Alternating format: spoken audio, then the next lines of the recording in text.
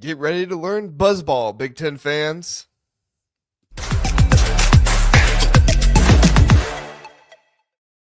Hey, and welcome into the Big Ten Huddle. I'm your host, JR. We got a lot to talk about going on in the Big Ten, delivering you Big Ten basketball content every Sunday, Tuesday, and Thursday morning at 9 a.m. Eastern Time. Today, we're tackling a hot topic swirling around College Park, Maryland basketball, and it is a crossroads. It is at a crossroads right now. Kevin Willard's future is up in the air with heavy rumors tying him to Villanova, and Texas A&M's Buzz Williams is making a loud case to take over if the job opens up. So the question is, will Buzz Williams be the next head coach of the Maryland Terrapins? Let's dive in and find some hope in what is shaping up to be the future for Maryland basketball. First, let's review with what's been happening under Kevin Willard, right? Kevin Willard's been Maryland's coach for 3 seasons now, and this season has been his best yet. 27-9, a Sweet 16 run, and the program's strongest showing in nearly a decade. But after Thursday's loss, and even before that to some extent, the whispers about him jumping to Villanova got deafening. Reporters were saying that he's already been to Villanova's campus, and the consensus is that he's been announcing it, that he will be announcing it Tuesday when the buyout drops by $500,000. Willard's been cagey, saying, I don't know what I'm going to do, and I love College Park, but I have to consider everything, yada, yada, yada. It's been a punch in the Terrapin fans' face. He didn't exactly hide his flirtation with Villanova, even skipping a team dinner, a radio show before the Sweet 16 game. Losing him now, that's crazy. That's a crazy rough situation, but it's college hoops in 2025. But here's where the hope comes in. If Willard does bolt, Maryland's not just twiddling their thumbs, they've got a big name in Buzz Williams campaigning hard for the gig. Jeff Goodman from Field of 68 reports that Williams is trying to get involved if the job opens up. This isn't some quiet type of interest. Buzz is pushing full on for College Park at this point. And while he's not perfect, there's a lot to like about what he could bring to the Terps at a time that's really difficult to hire a new head coach. Plus, stealing one from the SEC isn't so bad either. You know, you're always going to get that from me as well. I'm going to like that. Let's talk Buzz, though. He's in his sixth year at Texas A&M, where he's gone 120-73, including 3 straight NCAA tournament trips and a number 4 seed this year. They did lose to Michigan, but before that, he turned around Virginia Tech in 5 years and took Marquette to 3 Sweet 16s and an Elite 8 over 6 seasons. The guy's career record is 373 and 228. He wins, plain and simple. Sure, he hasn't been to a Final Four, and he's got a knack for building a clear team identity and getting talent through the door as well. At A&M, he's averaged 24 wins over the last 4 years. That's not chump change, people. Now, I'll level with you. Buzz, he does jump jobs a lot. 1 year at New Orleans, 6 at Marquette, 5 at Virginia Tech, 6 at A&M, now probably somewhere else, if not Maryland. Word is he's not thrilled with Texas A&M's new athletic director, Trev Alberts. With 8 seniors graduating, he's eyeing a fresh start as well. Some fans might worry that he's not a long-term fix, and yeah, I get that. That's fair, but Terp fans, don't worry about another quick exit at this point. You just need to get a coach that is competent in the door. But here's the flip side. If Maryland basketball is the program we all think it is, a top-tier job with Final Four history and a national title in the bank, Buzz Williams should have success here, even if it's just for a handful of years. If Williams steps in and brings his high-energy style, taps into the Maryland recruiting hotbed of the DMV area, that would be really good for Maryland to come out of this situation with. Now, I get it. He's polarizing some A&M fans. You're going to hear him on Twitter, social media, be like, yeah, it's time to go. We're good without him. Others are going to dread it, though. There will be fans that dread him leaving, but his teams play with grit and purpose. He's not Mark Turgeon or even Kevin Willard when it comes to postseason ceilings. His resume outshines those Sweet 16s in that Elite 8 run as well. Locals might grumble about his lack of ties to the area, but talent and results speak louder than geography. Maryland's got the resources, a new AD or not, and let Buzz thrive. Speaking of that new AD, Maryland's in a weird spot with Damon Evans off to SMU, but the word is they have some potential options that could be there, and they could pair a new athletic director with Buzz Williams, and you've got a fresh start with serious upside. The search firm that placed Williams at A&M is running the Maryland hunt as well. Don't think that's a coincidence, and I think that it's very likely you end up with Buzz Williams as your head coach here. Look, losing Willard stinks. I get it, especially in the fashion you are. Do I think Willard is an irreplaceable head coach? Heck no. I don't think he is. But the way that it all happened, the way it all went down, sucks. I get it. The loyalty's a gut check after a resurgence year. But Buzz Williams isn't a consolation prize. He's a coach who gets talent,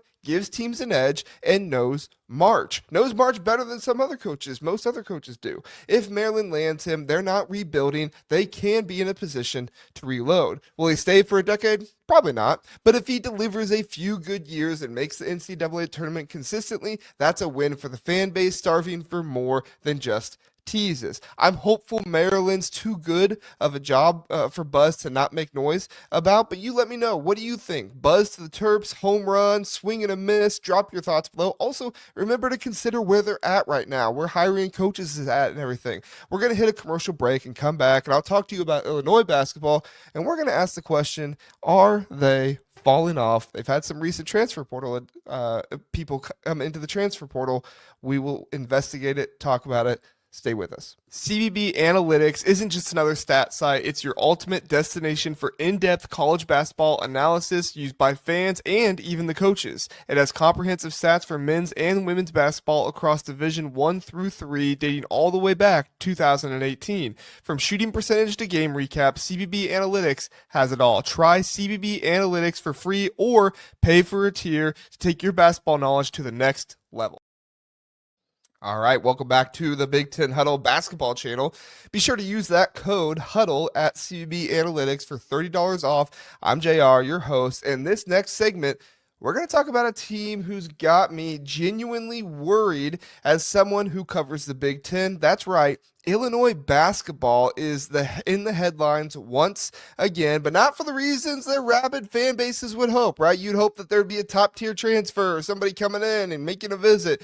No, it's that freshman center Morez Johnson Jr. and their junior wing, Tre White, have entered the transfer portal. Two key pieces from this year's roster gone in back-to-back days. You can add in Carey Booth's earlier departure, but that one isn't really on the same level for me. He didn't really add all that much this season, and it kind of seemed like it was a little bit of a misevaluation by the staff, in my opinion. I don't know exactly, but from the outside looking in, that's what I would say. So the big question is Illinois basketball falling off? Let's talk about it. Let's break it down. First and foremost, let's talk about who's leaving. Morez Johnson, a 6'8", 6'9", however you want to call it, freshman. He's a homegrown star, Mr. Basketball in Illinois, a 3-year commit, a fan favorite from day one. He's a guy who you would hope would spend his entire career at Illinois instilling the culture, giving it his all day in and day out. And he did that a lot too. He averaged 7 points and 6.7 rebounds and 17.7 minutes with a ridiculous 17.2% offensive rebounding rate. That would have ranked top 7 nationally if he had played more minutes. He started 8 straight games before a wrist injury sidelined him, and even after returning, he was a consistent force. Then there's Tre White, a 6'7" junior wing who started 31 games, averaging 10.5 points and 5.5 rebounds. He wasn't really known as a shooter, but he heated up late, dropping in 41.1% from 3 and playing in scoring 14.3 points per game over their last 8 games. These aren't just role players, right? They are foundational pieces you build around going into next year. I'll be honest, I like Illinois. As a Big Ten fan, I know a lot of fans across the conference can't stand them. They got a massive and passionate fan base, and that rubs some of you the wrong way. I get it. I grew up an Ohio State fan, though, and they've got as many or more of those crazies as anybody else, so I've learned mostly how to ignore them. But for me, I've got no beef with the Illini. In fact, I kind of root for the Illini in some circumstances outside of just being a Big Ten show channel host. But they're a program with history, talent, and potential to be a Sweet 16 regular. That's why this stings the most. Last offseason, we talked about Illinois resetting their entire roster. Was that the right thing? Was that the wrong thing? They were bringing in guys like Ben Hummerkaus, Kylan Boswell, and Tre White to pair with freshmen like Will Riley, Kasparis Chakonis, and Morez Johnson. It worked. They went 22-13, beat Xavier in the NCAA tournament, and looked like they were building something. Now, here we are again watching another reset, not quite to the same extent, but a reset to some extent unfold. Johnson, White, Riley, and Chakonis, 4 of their top 6 or 7 contributors, you would say, are out the door at this point. It's concerning. After their second round loss to Kentucky, you could feel the fire in the team. I loved that press conference because it was fiery. It was wanting to win. It was wanting to get back to it afterward. And that gave me hope for this Illinois team. In fact, Tre White said it himself, quote, "I'm fiery right now. I feel like I can go play another game. I know we've got a good group of guys returning," end quote. Brad Underwood preached retention, saying, quote, "It's one of the challenges of getting older, having carryover in your program," end quote. But less than a week later, that vision is crumbling. We knew freshman stars like Kasparis Chakonis and Will Riley were likely NBA bound as projected first-round picks, so that's fine. We get that. It's the trouble of having good players. But suddenly, a roster that seemed poised for continuing their winning ways is looking like anyone can leave at any point in time. Let's talk about what that means, right? Because losing Morez Johnson hurts on multiple levels. He was a two-way rim presence, ferocious on the glass, rangy on defense. Fans loved his grit. Heck, I loved his grit. I loved watching the guy play. He had that climb the ladder block against Michigan State. I'll never get that out of my mind. That was a fantastic block, and it nearly blew the roof off of that game. But word is money played a big role here. The transfer portal and NIL, it's the wild, wild west right now. Illinois' Icon Collective couldn't lock him down despite having rumored of already having an agreed deal upon them. Some speculate he wanted a bigger offensive role, maybe just try and shoot more jumpers, even though his game's built on rebounding and toughness and not perimeter scoring. Tre White's exit is less surprising, but still critical, as it would be nice to have a core of him, Johnson, Boswell, and Ivisic around to build on. But he's on his 3rd school in 3 years and now chasing a 4th school in his 4th year. Still, he was a reliable veteran who fit a low usage two-way type of role. Losing both leaves massive holes in the front court and wing spots. Now, the spotlight's on Tomislav Ivisic, right? The 7-footer's a draft prospect after burying 9 threes in 2 NCAA tournament games. But the Illini camps are optimistic that he'll return. But they were also optimistic that Johnson would return too. So, be mad at me if you feel a little skeptical, but I am, especially since they've reached out to Christoph Tilley, who seems more like of an insurance piece for if Ivisic leaves rather than if Johnson left. If you're just looking strictly on the on-court, Ivisic's skill set, the shooting, the passing, the size, makes him a unicorn, right? He's irreplaceable. Johnson's game is replaceable, though, with the right portal find. Ivisic, he isn't. If he stays paired with Kylan Boswell, that's a solid core. You like that. Illinois isn't falling off. You like that core. But here's my worry. At this point, no one leaving Illinois would surprise me. That sucks to say about a program with this much potential and a program that I like watching their basketball team play. And off the court, Johnson would have been a huge culture piece for this team as well. I know some people act like this stuff, like culture and those things, like the locker room, it doesn't matter, but it does. It matters a lot more than some people want to admit. Look, Illinois isn't doomed. They're not falling off. Asking that question earlier, no, they're not falling off. They've got 2 4-star commits in Keaton Wagler, and Brandon Lee, and Orlando Antigua's a wizard in the portal, and it doesn't work. And if it doesn't work out there, they'll go overseas and find one of those guys there. Last time he led a big hunt, they landed Ivisic. He's already chasing front court replacements, and I'd bet they target an athletic, physical big to mimic Johnson's rebounding, because like I said, it's something you can find, plus maybe some rim protection as well, who can switch defensively. Ty Rodgers is also a wild card here. He redshirted this year, but with Johnson and White gone, his rebounding and physicality fit is better now than it ever has been before. If I'm on staff, maybe not desperately, but I really, really want to bring him back. It makes sense for both sides. Still, this feels like a program spinning its wheels because this isn't the only time this has happened. Illinois has been a revolving door. Let's look back for a second, right? Adam Miller bolted in 2021 after starting every game for a 1 seed. Alan Griffin left in 2020. Coleman Hawkins, a little bit of a different story, but still finished his career at Kansas State. Luke Goody to Indiana. Sky Clark lasted 13 games. Last year, they turned over most of the roster and still won 22 games, but you couldn't think what could have been the ceiling if they kept some of those guys that left. The portal's given them stars like Terrence Shannon Jr. and Marcus Domask and Ivisic, right? It was portal, freshman, whatever you want to call it. But it's also taken away some stability. Some call it culture problems. Others blame it on Underwood's in-game adjustments or his son Tyler on staff. I've even heard some Illinois fans basically call them the Iowa football of Big Ten basketball. I wouldn't go that far. I don't think it's that bad, but I can get the frustration. I can understand it. I don't think Underwood's a bad coach. He revived a program that was a shell of itself pre-2017. Their offense was top 15 in efficiency this year, top 5 last year, but the defensive struggles are big. There are assistants that have been leaving. The retention's a mess. Fans are splitting. Some defend Brad Underwood, saying he's riding.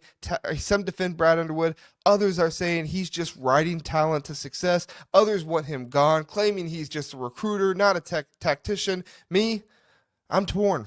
Illinois should be a Sweet 16 standard. They've got the resources, the fan base, the recruiting pool, but the attrition, it's hard to build that consistency when you're resetting year in and year out. So are they falling off? No, at least not yet. They're teetering at the very least, right? At the very worst, they're teetering. If Ivisic and Boswell stay and they hit the portal hard, they can rebound, pun intended, but another full overhaul risks stalling their momentum. I want Illinois to succeed. I really do. They're too good of a program to be unstable. As a Big Ten fan, I'd rather see them thriving than floundering. What do you think? Are the Illini in trouble to you, or is it just another portal noise? Drop your takes, your comments. I'm reading them all. Let's get to a commercial break real fast, and then we'll come back and we'll talk about Michigan State's Elite 8 game versus Auburn tonight. Stay with us. Home Field is your go-to destination for premium collegiate apparel with a passion for comfort and a flair for vintage design. Home Field brings you gear that is comfortable and stylish. With over 150 colleges to choose from, Home Field digs deep into the archives, uncovering forgotten logos, iconic mascots, and legendary moments to create one-of-a-kind apparel. Use my code TBTH for 15% off for new customers, or use my link in the description. Back here on the Big Ten Huddle. Welcome back. I'm your host, JR, and we've got one final segment for you today. It's all about the final Big Ten team left in the Elite Eight. Boy, was it good. They started 10-0, and now there's only one of them left in the Elite Eight. It is what it is. The Michigan State Spartans. They are the lone team left. They're heading to Atlanta for an Elite Eight showdown. I guess not, they're already there, but they're going to be in Atlanta for an Elite Eight showdown versus the SEC champion, who has had all the buzz this season. The number 2 seed Michigan State Spartans take on the number 1 overall Auburn Tigers. Okay, so maybe Duke's had some buzz too, but you get it. You get what I'm saying, right? Anyway, a trip to the Final Four in San Antonio is on the line, and this one's shaping up to be an instant classic in my mind. Let's dive into the preview a little bit. First off, huge props to Michigan State. Under the legendary Tom Izzo, who is back in the Elite Eight for the 11th time in his tenure. This is their 27th straight. I know some people debate that, but straight, going by the record books. NCAA Tournament appearance. Auburn, led by Bruce Pearl in his 11th year with the Tigers, is the top dog in the tournament, earning the number 1 overall seed with a 31-win season and an SEC regular season title. Both teams are battle-tested. Both coaches are grizzled vets, and both squads are hungry for that Final Four banner. Tip-off is set for 5 o'clock p.m. Eastern Time on CBS, so clear your schedules. You're not going to want to miss this game. Let's start with the Spartans and talk a little bit more about them, and then we'll get into the Auburn Tigers, okay? Michigan State's road to this point has been anything but conventional in modern college basketball. They've leaned on their depth and adaptability. They haven't gone super big into the portal, shape-shifting their lineups to match their opponents. Against Ole Miss in the Sweet 16, they went small, starting 6'6" forward Cohen Carr alongside Jackson Kohler, while 7-foot senior Simone Zapala didn't play a single minute.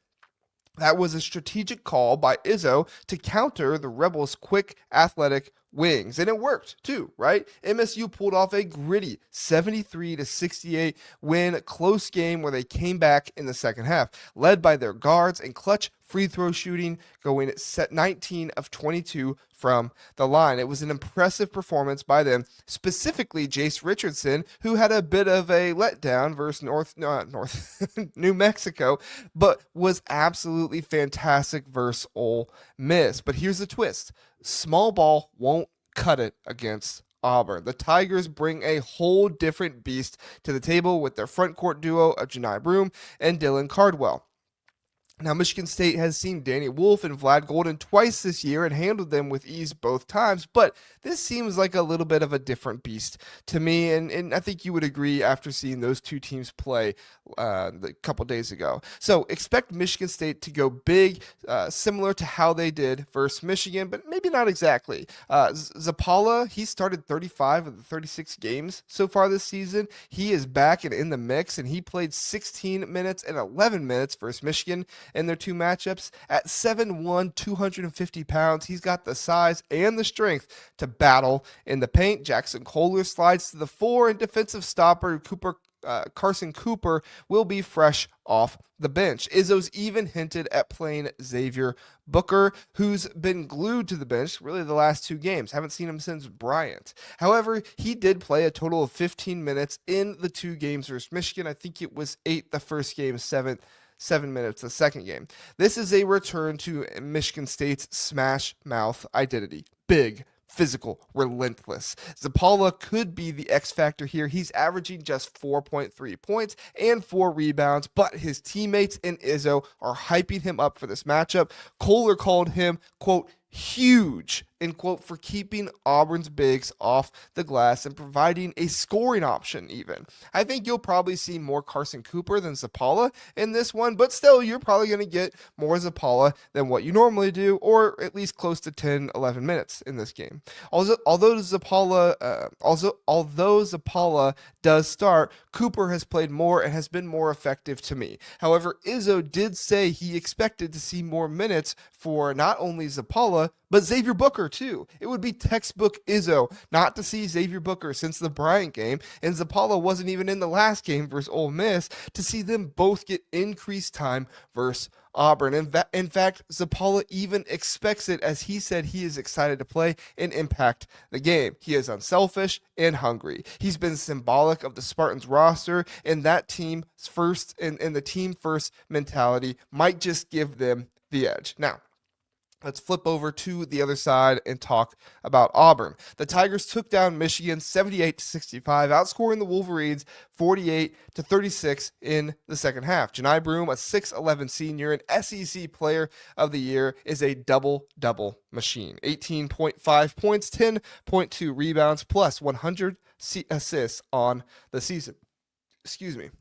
He dropped 22 and 16 against Michigan. Then there's Dylan Cardwell, a 6'11", 255-pound fifth-year senior who's a rebounding and playmaking force. Together, they grabbed 19 offensive rebounds against Michigan's 7-foot bigs. Auburn's front court, they're legit. Broome even said humbly that he thinks they have the best front line in the country, and with the way they looked against Michigan, it would be hard to argue with him on that. But that's not just the bigs. Auburn has fantastic guard play that is playing red hot, led by freshman Tahad Pettiford as well, who dropped 59 points in 3 tournament games so far. His fadeaway shot versus Michigan, where Reuben Jones fouled him at the end, toward the end, was unreal and was the nail in the coffin for me in that game. Denver Jones and Miles Kelly add toughness in shot making. Bruce Pearl knows his guards, and he doesn't lack confidence in them either. Just check what he had to say. I think it was in the SEC tournament, wherever he was. Just go back and check and see what he has to say about him. He's pretty confident in him. I'm not going to go there, but let's just say he's confident. Anyway, but they will be tested by Michigan State's backcourt. Jace Richardson, Jaden Akins, Trey Holloman, and Jeremy Fears combined for 47 of Michigan State's 73 points against Ole Miss. Pearl called Michigan State's guards elite athletes and expects a real battle on the perimeter. He's not wrong. The guard matchup could swing this game. Here's where it gets fun. Michigan State's defense, top 10 nationally, but they don't force a ton of turnovers. They get out in the fast break and they do stuff like that very well, very efficiently, but they don't force a ton of them on average. Auburn, though, it's been pretty sloppy lately. 15 turnovers against Michigan, 13 against Alabama State. If Michigan State can exploit that, they might steal some extra possessions in this one. On the flip side, Auburn's number 1 in the country in limiting assists. They only allow 9.5 assists per game. They're going to stop the ball. They're going to make you go one-on-one with them because they believe they have the best players in the country. I'm not arguing with that, as that's why I think Michigan State has to be creative in combating that. Michigan State is a great team, but they are not a team full of alphas like Auburn is. They need to play like a team, and Auburn will do everything they can to prevent that. If Michigan State has to rely on iso ball, I don't love their chances. They can get to the line where they lead the Big Ten with 22.5 attempts per game, but they've got to keep it at 77.8% or more team free throw shooting average, which has been humming, but they can't have a bad free throw shooting game in this one. They just can't. Coaching is the cherry on top here, as Izzo's 8-2 in the Elite Eight games on a quick turnaround, and his prep and adjustments are legendary. He has never lost to an SEC team in the Elite Eight, and we don't want that to start now. Pearl's got 1 Final Four in 33 years and knows Auburn's talent gives them a front court edge, but he's wary of Michigan State's depth and conditioning. He said it himself, quote, Michigan State's won a lot of games late and close because they're fresh, end quote. Both teams thrive on second half runs. Auburn outscored Michigan by 12. Michigan State trailed at the half by 12 in 12 of their last 16, but gone 12-4 in those games. Who's got more in the tank when it comes to this matchup? Let's get to some predictions and thoughts here. I see almost everyone who's talking about Michigan State getting the win here, giving it to them with a slight edge here, banking on Izzo's magic and Auburn's recent hiccups. Personally, if I were to pick Auburn, I'd say it's probably 76, 71, somewhere in that range, leaning on Broome and their talent, really forcing Michigan State to get into some iso ball situations they're not comfortable with, but I'm not going to take Auburn. I'm going to take Michigan State in this one. I'm going to take who I see as the better coach. I'm going to take who I see as the team with more to play for. I'm going to take the Spartans to get excellent guard play that will expose the team defense of Auburn and shut them down with excellent defense and at least 12 fast break points as well. So let me know, folks. That's your Elite Eight preview. Michigan State's bringing the size, depth, and Izzo's grit. Auburn's countering with Broome, Pettiford, and top seed swagger. Atlanta's going to be rocking tomorrow. First game at, I believe, 2 o'clock Eastern time. Don't miss it. And hey, thanks for tuning in to today. This is the Big Ten Huddle channel, basketball channel with me, JR, and we're not slowing down. Even in the off season, we've got episodes dropping 3 times a week, Sunday, Tuesday, and Thursday mornings at 9 a.m. Eastern Time. Keep it locked in here for all your Big Ten hoops coverage. And until next time, enjoy the game, and I'll see you Tuesday morning.